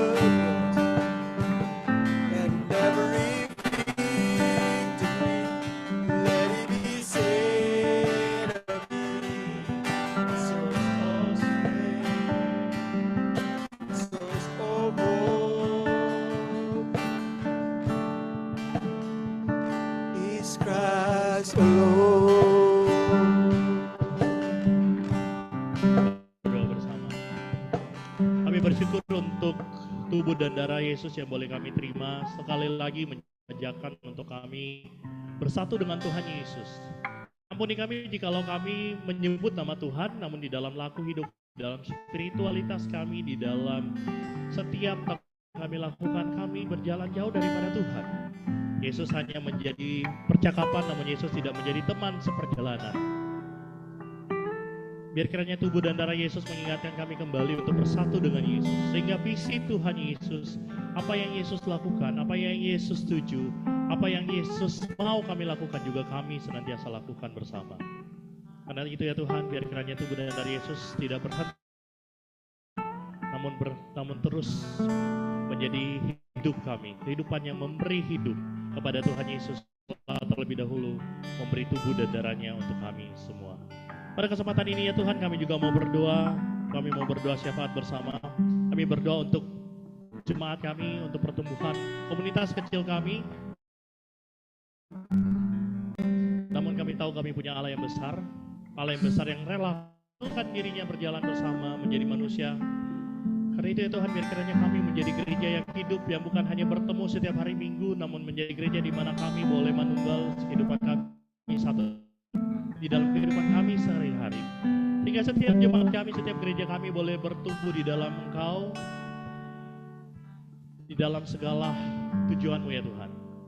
Namun bolehlah kami memohon biar kiranya Tuhan menambahkan juga secara kuantitas kami, dan biar kiranya ini bukan sekedar menjadi kebanggaan bahwa kami bertumbuh seperti apa yang dibanggakan banyak gereja di luar sana, namun menjadi satu sukacita bahwa Tuhan menambahkan orang yang boleh dituntun bersama dengan kami, menambahkan orang-orang yang mau melawan gravitasi itu secara bersama-sama. Karena itu ya Tuhan, dengarlah doa kami. Kami juga berdoa ya Tuhan untuk negara kami, bangsa dan negara kami. Ada banyak hal yang kami tidak tahu akan terjadi, ada banyak ketidakpastian yang harus kami hadapi, namun biar kiranya Tuhan itu setiap kebijakan pemerintahan kami, setiap presiden kami maupun setiap pemimpin dari jajaran yang paling tinggi yang paling rendah semua diberkati oleh Tuhan, boleh menjalankan negeri ini di dalam takut akan Tuhan, di dalam keadilan, di dalam orientasi untuk mensejahterakan umat-Mu ya Tuhan, bangsa kami ini ya Tuhan, sehingga kami boleh berjalan bersama menikmati berkat Tuhan sebagai satu bangsa yang berdaulat, bangsa yang juga ada di dalam hati-Mu ya Tuhan. Kami juga berdoa untuk berbagai isu global yang ada, perang di Gaza maupun di Ukraina, apapun Tuhan, ketidakadilan yang masih melanda dunia. Kami berdoa biar kiranya Tuhan ada satu pembaruan, biar kiranya ini semua menjadi momen di mana kami boleh menemukan Kristus. Kebakarannya juga di Los Angeles Tuhan, atau apapun masalah yang kami terekspos atau tidak, biar kiranya ada anugerah Tuhan. Momen ini setiap masalah hanya menjadi satu hal untuk diselesaikan, tetapi menjadi satu hal untuk kami manusia bukan Tuhan. Maka ampunilah dunia ini jikalau dunia seringkali berjalan dalam dirinya ketimbang. Kiranya Tuhan kami menunjukkan bahwa ada Allah yang relevan sekaligus Allah yang mengkritik dunia melalui kehidupan kami sehari-hari. Kami mungkin terlalu kecil untuk dunia yang terlalu besar, namun kami tidak lupa kami punya Allah yang terlalu besar, di mana dunia menjadi terlalu kecil. Karena itu Tuhan, kami serahkan setiap doa syafaat kami ke dalam tangan Tuhan. Dalam Allah yang hidup kami berdoa demi Kristus Yesus Tuhan dan Juru Selamat kami yang hidup. Yang percaya sama katakan amin. Silakan duduk kembali.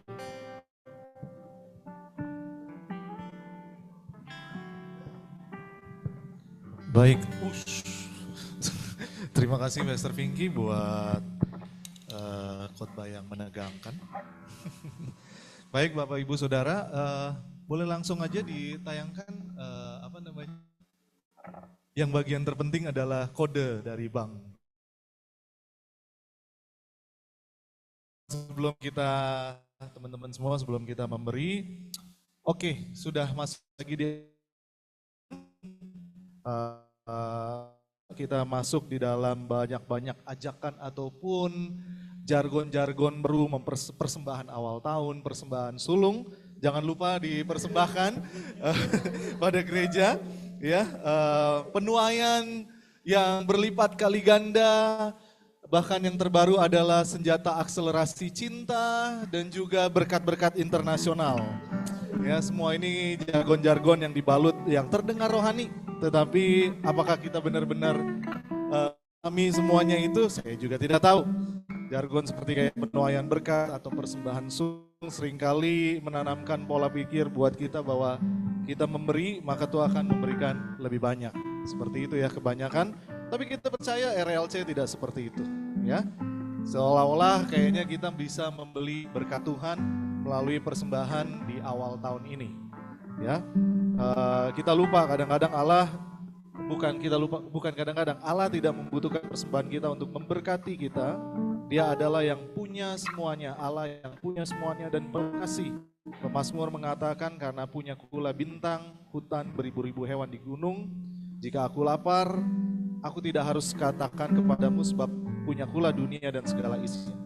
Persembahan bukan tentang ketaatan dan persembahan adalah tentang ketaatan, bukan biar Tuhan untuk mendapatkan berkat. Awal tahun sering dijadikan momen untuk membuat komitmen baru, benar gak sih? Turun 5 kilo tapi nggak terjadi gitu ya. Mungkin mau komitmen apalah, nazar apa kepada Tuhan, termasuk dalam hal persembahan. Tetapi yang paling Tuhan inginkan dari kita bukanlah uang atau persembahan secara ritual yang diberikan. Tapi jika kita memberi persembahan awal tahun untuk mengikuti tradisi atau karena takut kehilangan berkat, maka kita telah kehilangan jati dari ibadah kita kepada Tuhan. Insyafat. Ada juga ajakan untuk mengejar, tadi udah diomongin sama Pastor, seolah-olah pengaruh global gitu adalah bukti utama bahwa Tuhan menyertai gereja, gitu ya. Iya, pengaruh global ya, kita menjadi pengaruh kepada dunia global itu sepertinya ada legit bahwa Tuhan memberkati gerejanya. Namun saudara, berkat Allah tidak selalu berupa materi, kekayaan atau pengaruh besar. Kalau dikasih, tapi nggak selalu gitu ya. Bahkan Yesus berbahagialah orang yang miskin di hadapan Allah karena mereka yang punya kerajaan sorga.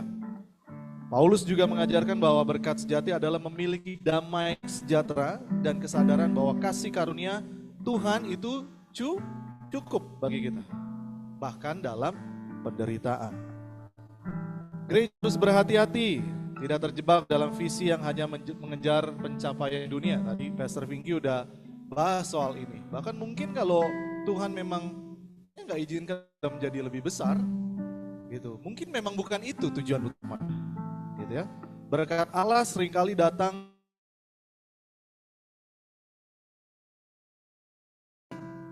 ketenangan dalam badan dan pengharapan di tengah-tengah kesulitan. Ya. Dalam budaya modern, berkat sering diukur dalam hal kekayaan. Nanti dulu kalian gitu dengar, jangan tentuin dulu jurusannya, gitu ya. Istilahnya juga berkat Tuhan kembalian Tuhan, investasi segala macam ya. Berkat seringkali disamakan dengan kekayaan, kesehatan, kesuksesan. Tetapi Injil menunjukkan bahwa berkat sejati adalah hadirnya Allah dalam hidup kita. Kehadirannya memberikan damai yang melampaui segala akal. Demikian Filipi mengatakan hal tersebut. Ya. Sebagai umat percaya, mari kita bukan menjadikan awal tahun ini bukan sebagai momen untuk mencari berkat tambahan, ya, tetapi untuk menyerahkan hidup kita kepada Tuhan dengan penuh syukur. Persembahan kita adalah wujud penyembahan, bukan ritual kosong atau sarana yang memanipulasi, gitu ya. Senjata akselerasi cinta itu apa itu, Freddy?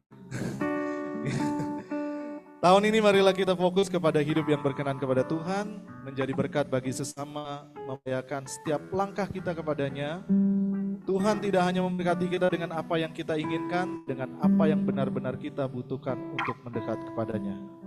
Ya, selamat memberi untuk persembahan. Kan tadi udah lama banget ditulis di situ, jangan pada belaga lupa. Bank BCA Digital, kode bank 501, nomor rekening 001 613837695 atas nama Timothy Atsios Nalau. Selamat memberkati Tuhan.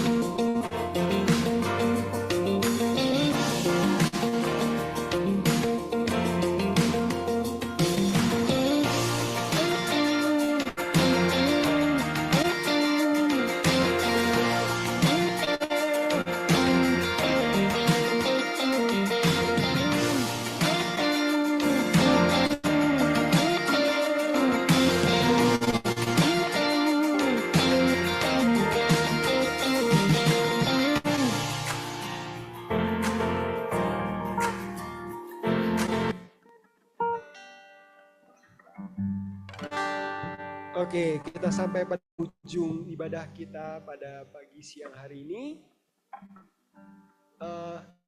Tadi waktu Kak Vicky khotbah, ada satu pesan yang Tuhan tanam dalam hati saya. Gila ya. Jadi saya cuma mau sampaikan kepada saudara-saudara di tempat ini, ada satu pertanyaan yang paling susah dijawab sama teologi.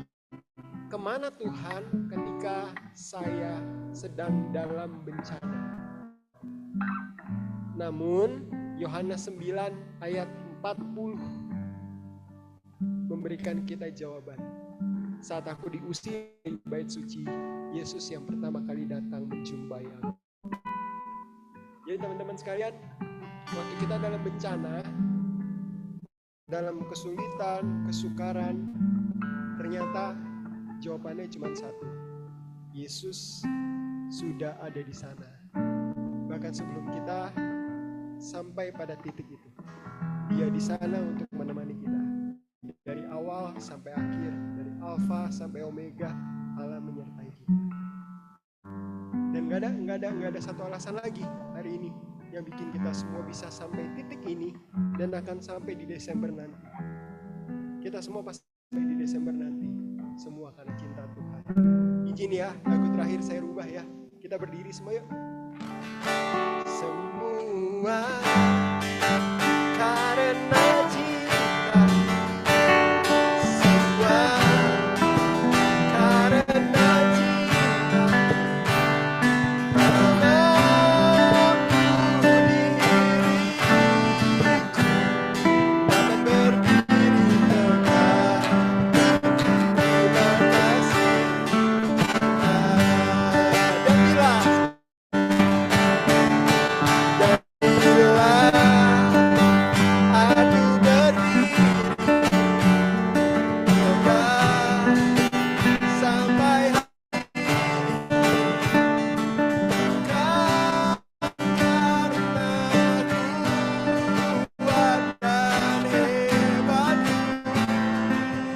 tegak. Terima kasih. Dan bila aku berdiri tegak sampai karena kuat dan hebat, semua karena cinta, semua karena cinta, tak mampu diriku dapat berdiri tegak. Terima kasih Tuhan,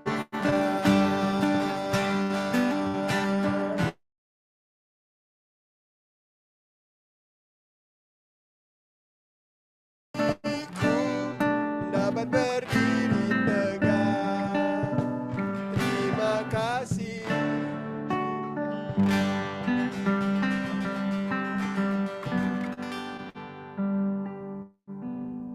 Angkatlah tanganmu, arahkan hatimu kepada Tuhan, dan terimalah berkat Tuhan. Kiranya Allah Bapa, Sang Sumber cinta kasih dan rahmat, di dalam Yesus Kristus, Sang Juru Selamat yang melawan gravitasi dunia ini, senantiasa menyertai setiap kehidupan kita, dan biar kiranya Roh Kudus senantiasa memampukan kita sehingga kehidupan kita menjadi kehidupan yang melawan gravitasi dunia demi menegakkan cinta kasih Kristus atas dunia ini dari hari ini sampai selamanya. Ada yang percaya sama? Amin. Tuhan Yesus memberkati kita semua.